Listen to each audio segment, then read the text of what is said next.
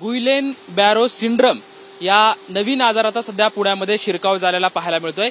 जवळपास 67 रुग्ण हे सध्या पुण्यामध्ये आढळलेले आहेत आणि त्यातीलच मुख्य म्हणजे सिंहगड रोड, नांदेड सिटी आणि किरकटवाडी या परिसरामध्ये सर्वाधिक संख्या आहे। त्याचं मुख्य आणि मूळ कारण म्हणजे ज्या विहिरीतून पाणी पुरवठा होतोय ते विहीर आणि त्या विहिरीवरती सध्या आपण आलेलो आहोत। सध्या ती विहीर आपण पाहत आहात। या विहिरीमध्ये शेवाळ असेल, त्याचबरोबर ती कचरा आणि गाळ मिश्रित असं पाणी या विहिरीमध्ये आहे आणि याच विहिरीमधून किरकटवाडी असेल, त्यानंतर नांदेड सिटीचा परिसर असेल किंवा नावासे अशा या 3 ग्रामपंचायत मध्ये या विहिरीमधून पाणी पुरवठा होतो आणि दूषित पाणी पुरवठा असल्यामुळे इथं रुग्णसंख्या जास्त वाढलेली आहे असं इथल्या नागरिकांचं म्हणणं आहे। आपण सध्या त्याच विहिरीवरती आलेलो आहोत आणि या विहिरीवरती आपण पाहत आहोत सध्या काही नागरिक आपल्या सोबत आहेत।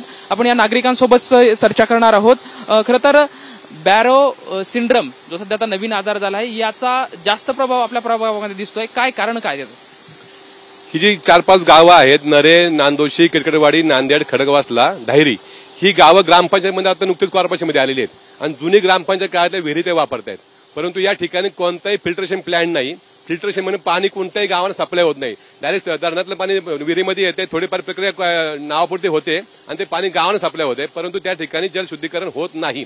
त्यामुळे दूषित पाणी या संपूर्ण गावांना मिळते। मुळात पाणी कमी, त्या दूषित पाणी पाजायचं काम या ठिकाणी महापालिका करते। या सगळ्या प्रकाराला जे आता मुलं आजारी आहेत, माणसं आजारी आहेत, या सगळ्या प्रकाराला फक्त निव्वळ पुणे महानगरपालिकेचा हलगर्जीपणा कारणीभूत आहे।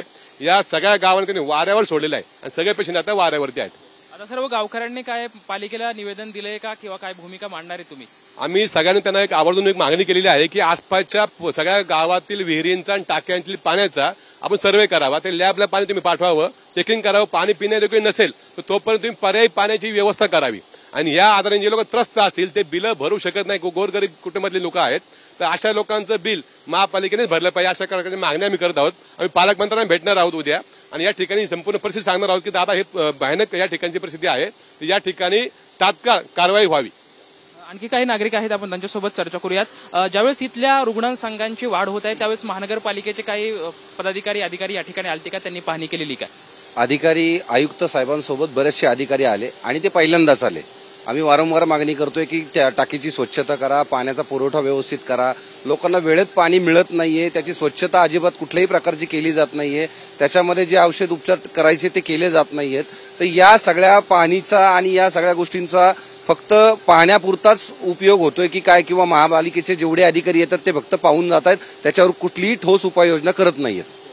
सध्या जो गुइलेन बॅरो सिंड्रम जो हा आजार आहे हा रुटीन आजार आहे, त्यामुळे महानगरपालिकेकडून सुद्धा असे मोठी कुठली दक्षता घेण्यात येत नाही। जे काही तुमचा खर्च आहे ते पण तुम्हीच करा असं महानगरपालिकेच्या आरोग्य विभागाचे आयुक्त म्हणतात।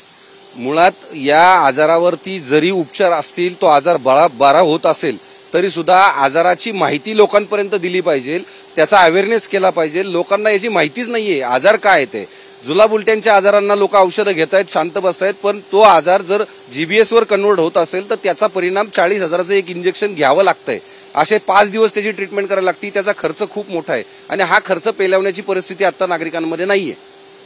आपण पाहताय की सध्या जे नांदेड सिटीला परिसर आहे इथल्या नागरिकांच्या ज्या प्रतिक्रिया आहेत, जी विहीर आहे, ज्या विहिरीवरून जो पाणी पुरवठा होतोय त्या विहिरीची स्वच्छता असेल किंवा तिथलं जलशुद्धीकरण असेल याच्यावरती जास्त प्रभाव महापालिकेने टाकावा, ज्यामुळं ह्या रोगावरती अंकुश लागण्यात येईल अशी प्रतिक्रिया या ठिकाणी नागरिकांकडून आपल्याला पाहायला मिळते। कॅमेरामॅन सुशांत राऊत सोबत लक्ष्मण जाधव, TVN मराठी, पुणे।